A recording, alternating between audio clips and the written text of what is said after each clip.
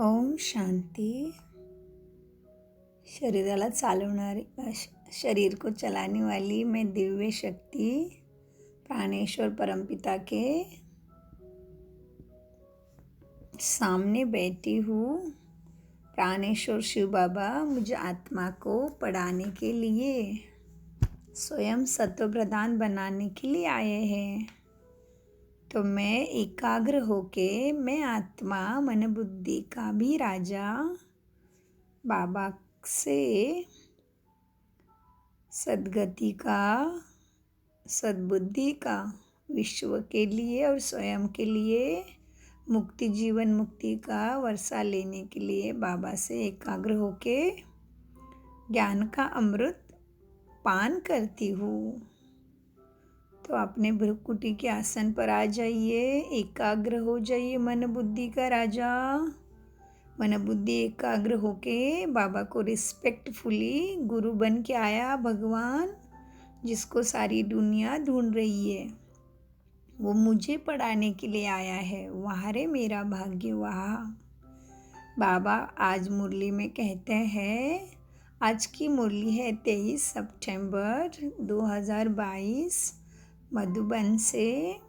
मीठे बच्चे, महावाक्य है, मीठे बच्चे, बाप द्वारा तुम्हें राइट पाथ सच्चा रास्ता मिला है, इसलिए कोई भी उल्टा कर्म विकर्म नहीं करने हैं।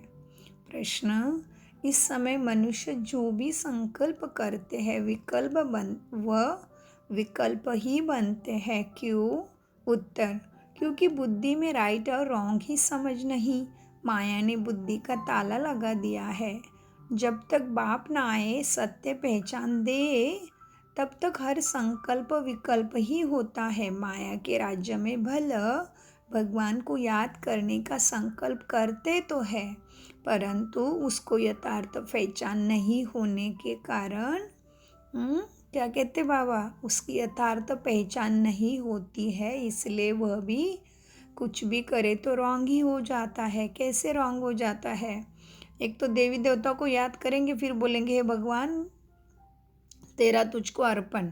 अभी देवी देवता तो बाबा भगवान है ही नहीं, तो देवी देवता है।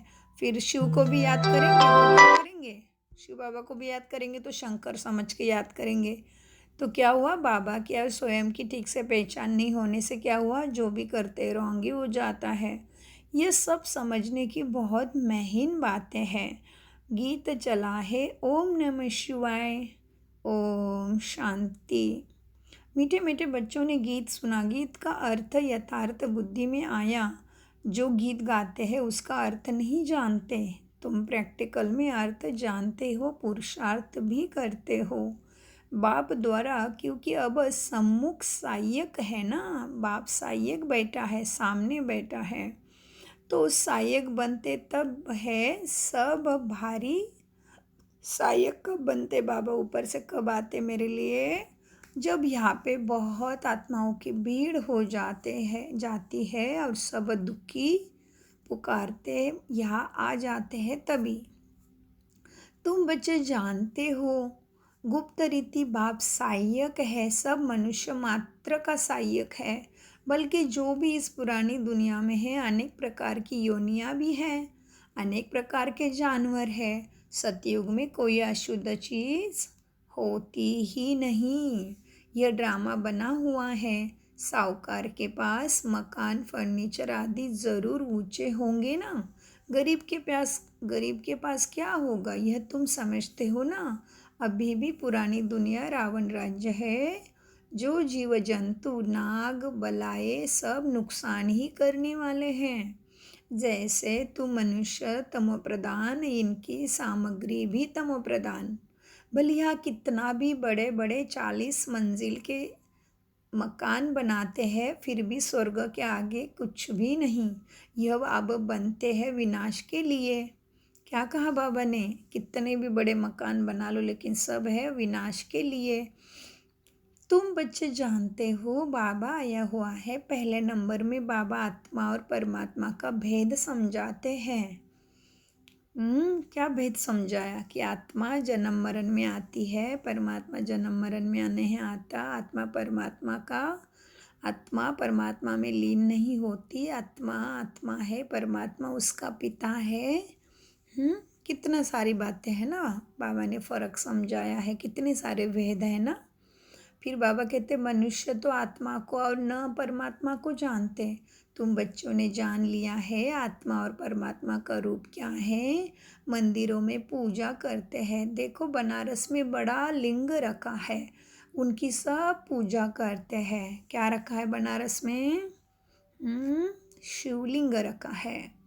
बाबा कहते हैं देखो बच्चों, कहते भी हैं आत्मा स्टार भ्रुकुटी के बीच में रहता है। अब भ्रुकुटी के बीच में बड़ी चीज़ तो होगा, तो क्या होगा? ट्यूमर हो जाए ऐसे दिखेगा।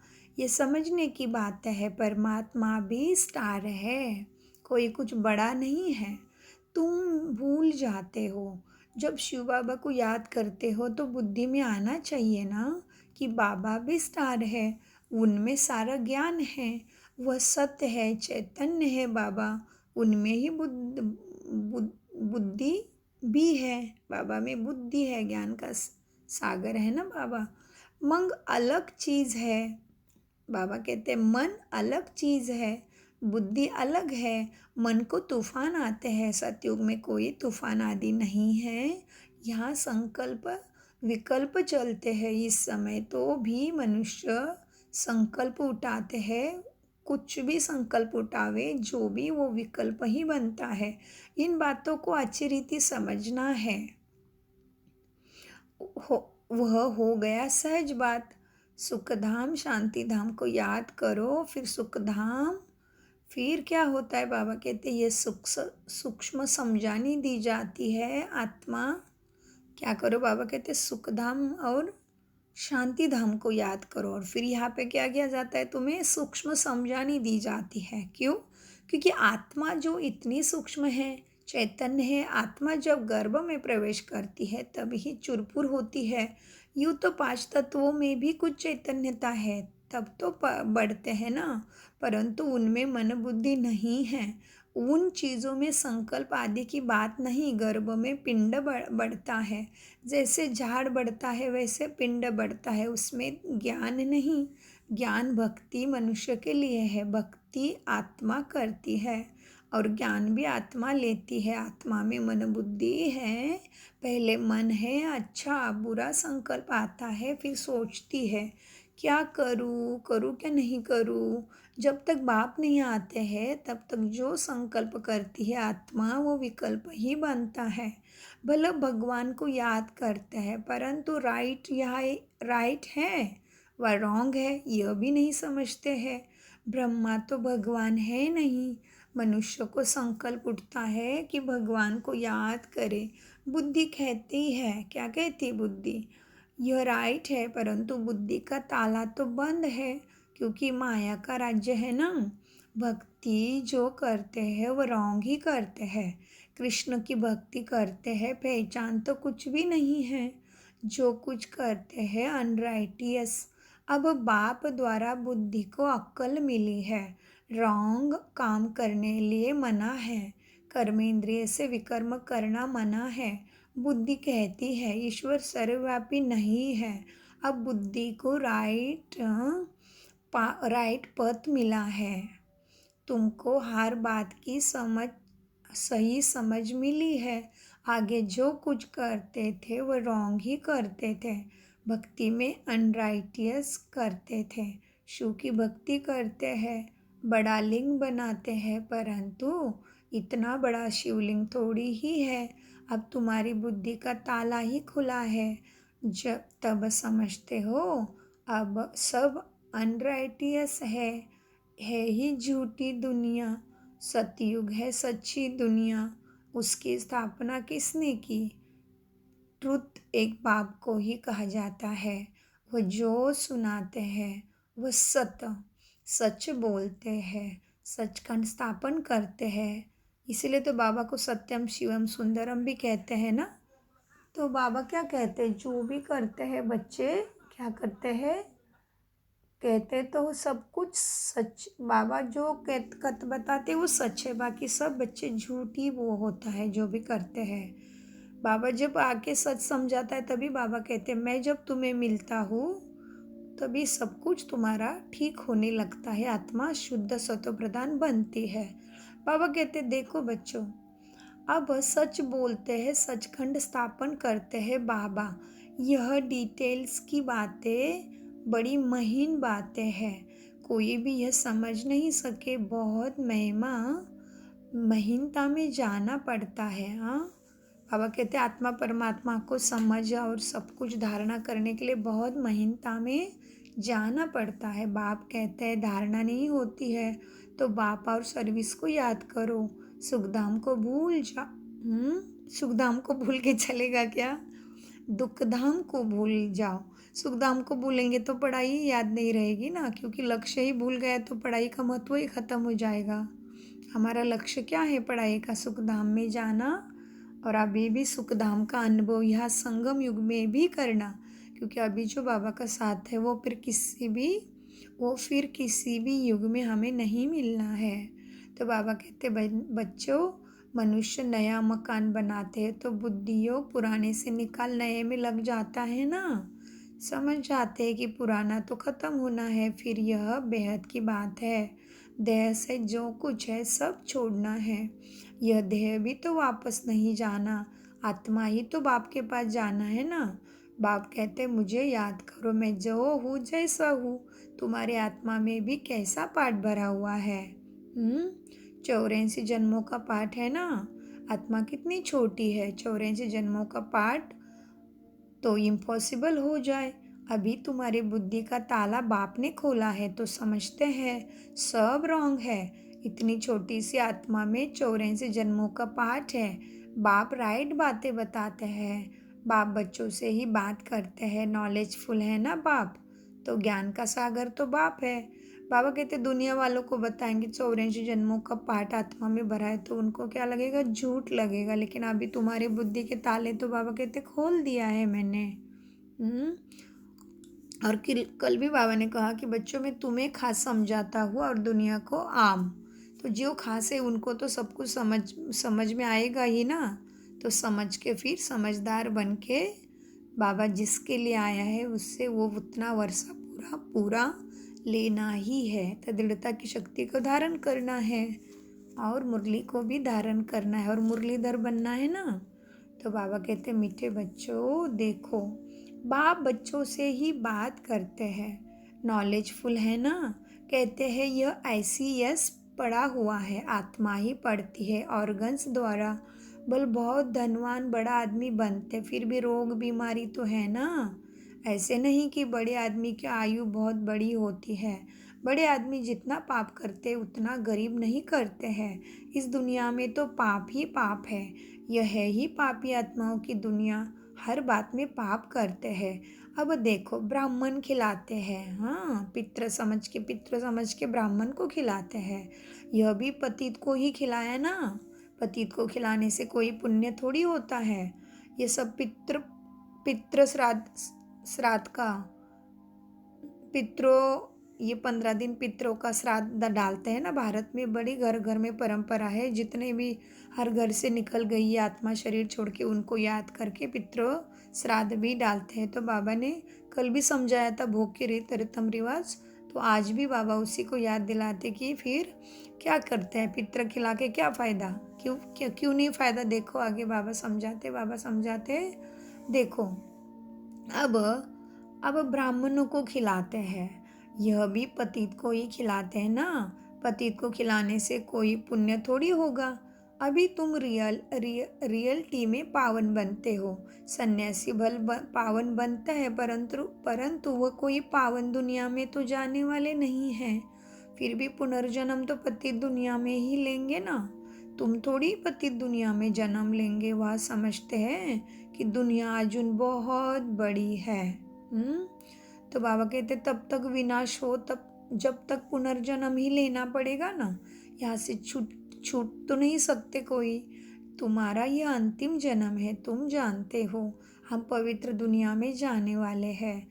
बाप बैठ समझाते हैं, बच्चे तुम पवित्र प्रवृत्ति मार्ग में थे तो देवता थे, फिर इतने पुनर्जन्म लेते आए हो, तुम अपने पुनर्जन्म को नहीं जानते हो। यह कोई एक को ही थोड़ी पढ़ाया जाता है, बाबा अनेकों को पढ़ाते हैं।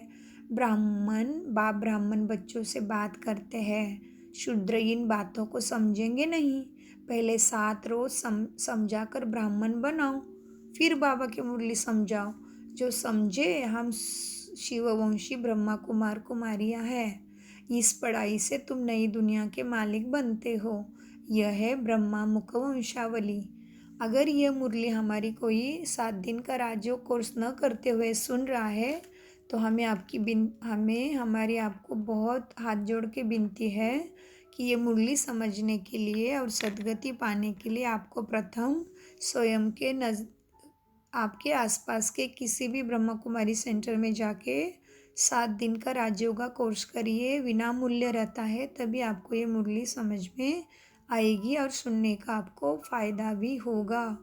बाबा कहते यह है ब्रह्मा मुख वंशावली। प्रजापिता ब्रह्मा के बच्चे हैं, उनको ग्रेट ग्रेट ग्रैंडफादर कहा जाता है। ब्रह्मा को हमेशा बड़ा बूढ़ा दिखाते हैं, जैसे क्राइस्ट है ना। क्रिश्चियन लोग पुनर्जन्म लेते आते हैं, ग्रेट ग्रेट ग्रैंड क्राइस्ट, परंतु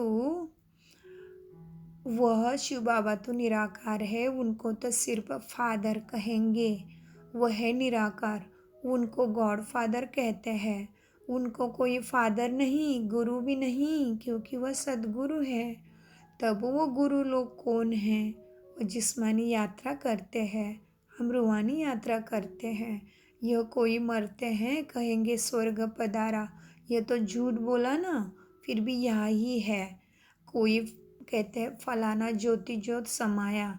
अच्छा, बड़े बड़े साधु संत मर जाते हैं तो वह ज्योति ज्योत जाकर समाया, फिर उनकी बरसी क्यों मनाते हो? बाबा कहते अगर ज्योति ज्योत में समाया है तो उनकी बरसी क्यों मनाते हो? ज्योति में समाया वह तो बड़ा अच्छा हुआ ना, फिर बरसी मनाना, उनको खिलाना पिलाना, यह तो झूठ हुआ ना। वैकुंठवासी हो गया, फिर उनको नरक का भोजन क्यों खिलाते हो? इसको कहा जाता है अनराइटियस। जो कुछ करते हैं उल्टा ही करते हैं। मनुष्य के बुद्धि को बिल्कुल ताला लगा हुआ है। बाप कहते हैं मैं आता हूँ ताला खोलने। माया ताला लगा देती है और कहती है ईश्वर, क्या कहते हैं ताला लग गया तो कहते हैं ईश्वर तो सर्वव्यापी है। समझते हैं ये ज्ञान परंपरा से चला आता है। इन विचारों को कुछ भी नहीं पता है। ज्ञान और भक्ति, ब्रह्मा का दिन और ब्रह्मा की रात दोनों इक्वल होते हैं ना। फिर सतयुग दिन की इतनी बड़ी आयु और रात को इतना छोटा क्यों कर दिया? ब्रह्मा का दिन और ब्रह्मा का रात दोनों इक्वल होने चाहिए ना। यह बेहद की बात है। बाप आकर सब बातें समझाते हैं। बाप को ही ज्ञान रत्नों का सागर कहा जाता है। एक एक रत्न की वैल्यू लाखों रुपए की है। बाप बच्चों को समझाते हैं कल की बात है, तुमको समझदार राज्य भाग्य देकर गया था। बाबा कहते तुमको समझा कर राज्य भाग्य भी देकर गया था। तुमने राज्य किया, अब क्या हुआ? राज्य करते करते गवा भी दिया। कल तुमको राजाई थी, आज नहीं है, फिर से ले लो। बाप आया है देने, आज और कल की ही बात है। बाबा ने कितना आसान कर दिया, देखो 5000 साल का खेल बाबा ने किया। बाबा कहते आज और कल की बात है, बाबा आया है ले लो। ज़रूर शिव बाबा आया होगा ना। तो भारत कल स्वर्ग था, भारत में ही शिव जयंती मनाते हैं। अब फिर से बाबा आया है, तुमको राज्य भाग्य दे रहे हैं। अब तुम कौड़ी से हीरे जैसे बनते हो। तुम एक्टर्स ने बेहद का ड्रामा के आदि मध्यांत को जाना है, अर्थात त्रिकालदर्शी बने हो। बाप कहते हैं मीठे मीठे बच्चे, मुझे बाप को याद करो, भूलो नहीं। मैं तुमको स्वर्ग का मालिक बनाने आया हूँ, नरक के मालिक बनाने वाले को भूलते नहीं हो और मुझे बाप को भूल जाते हो। माया ज़रूर भुलाएगी। बाबा ने कितना कॉन्ट्रास्ट बता दिया ना कि बाबा कहते तुम नर्क के मालिक बनाने वाले को तो नहीं भूलते हो और मुझ बाप को भूल जाते हो। किसने बनाया नर्क का मालिक? रावण, माया माना हमारे विकारों ने, तो उसको तो भूलने को तैयार नहीं है ना। तो बाबा कहते मीठे बच्चों परंतु तुम कोशिश करो याद में रहने की।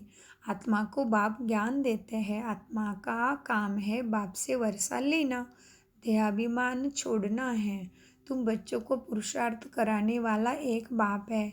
ये पाठशाला है ना, इसमें दर्शन करने की बात नहीं। प्रिंसिपल का क्या दर्शन करना है क्या?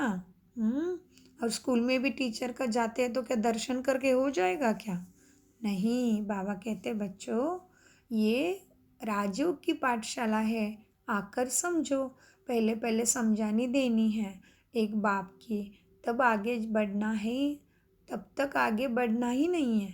बाप की समझानी दे, फिर लिखवा लेना चाहिए। नीचे बैठ जाए कि शिव बाबा से हद का वर्षा मिलता है, तो ऐसे बाप से मिलने बगैर रह ना सके। कल भी बाबा ने कितना अच्छा उदाहरण दिया ना। बाबा कहते बच्चे उनको पूछते हैं कि तुम्हारा बाप कौन है, तो लिखते हैं हनुमान वगैरह वगैरह, है ना। तो बाबा आज भी कहते हैं कि पहले बाप का परिचय दे दो, और कहो कि बाप, क्या कहो, बाप की समझानी दे, फिर लिखवा लेना चाहिए। निश्चय बैठ जाए कि शिव बाबा से बेहद का वर्षा मिलता है, तो ऐसे बाप से मिलने बिगड़ रह न सके।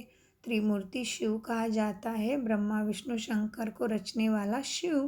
प्रजापिता जरूर ब्रह्मा को ही कहेंगे ना, विष्णु व शंकर को नहीं कहेंगे। प्रजापिता ब्रह्मा द्वारा विष्णुपुरी की स्थापना होती है, जगत पिता और यह जगत अम्बा। फिर लक्ष्मी नारायण जाकर लक्ष्मी, ये जगत अम्बा क्या है? फिर लक्ष्मी नारायण जाकर बनते हैं, उनके बच्चे वारिस बनते हैं। बाकी त्रिमूर्ति ब्रह्मा का तो अर्थ ही नहीं निकलता। इनमें बाप ने प्रवेश किया है, इनकी आत्मा को बाप पवित्र बनाते हैं। अच्छा, मीठे मीठे से खिला दे बच्चों प्रति माता पिता बाप दादा का याद प्यार और गुड मॉर्निंग। रूहानी बाप की रूहानी बच्चों को नमस्ते। फिर बच्चों ने क्या करना है? हम बच्चों की रूहानी बाप दादा को याद प्यार गुड मॉर्निंग और नमस्ते प्यारे बाबा, नमस्ते। हम हैं सतबुद्धि से सब कुछ समझते, धारण करते, सबको समझाते। तो धारणा के लिए मुख्य सार है, बाप ने बुद्धि का ताला खोला है, इसीलिए कर्म इंद्रिय से कोई भी रॉन्ग कर्म नहीं करना है। ध्यान में रहना है, ध्यान में रखना है, ध्यान में नहीं योग में रहना है। ध्यान में रखना है, कोई भी संकल्प विकल्प का रूप ना ले। नंबर 2, अब घर वापस चलना है, इसीलिए इस देह को भी भूलना है। दुख धाम से बुद्धि योग निकाल बाप और वर्षे को याद करना है। वरदान। सदगुरु बाबा का हाथ मेरे सिर पे, मन पटल पे अपने देखिए चित्रण। बाबा है ना सामने बैठा हुआ, पढ़ा रहा है ना लाडले बच्चों को। तो वरदान है, व्यर्थ की अपवित्रता को समाप्त कर संपूर्ण स्वच्छ बनने वाले होलिहंस भव। होलिहंस की विशेषता क्या है? बाबा विश्लेषण वरदान का देते हैं। होली हंस की विशेषता है सदा ज्ञान रत्न चूगना, निर्णय शक्ति द्वारा दूध पानी को अलग करना, अर्थात व्यर्थ और समर्थ का निर्णय करना। होली हंस अर्थात सदा स्वच्छ, स्वच्छता अर्थात पवित्रता, कभी भी मैलेपन का असर ना हो। व्यर्थ की अपवित्रता भी नहीं, अगर व्यर्थ भी है तो संपूर्ण स्वच्छ नहीं कहेंगे। हर समय बुद्धि में ज्ञान रत्न चलते रहे, ज्ञान का मनन चलता रहे, तो व्यर्थ नहीं चलेगा।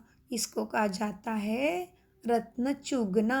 स्लोगन, नाव और खिवैया मजबूत हो तो तूफान भी तोहफा बन जाते हैं, और मैं हूँ इस कर्मेंद्रियों का खिवैया। तो कर्मेंद्रिय ऑर्डर प्रमाण चले, और हमारे संगम युग के नाव का है खिवैया स्वयं शिव बाबा, तो उसके हवाले कर दे। बाबा का बाबा को कहा है ना भक्ति में, तेरा तुझको अर्पण क्या लागे मेरा। तो ये प्रॉमिस को अभी सच करके दिखाना है।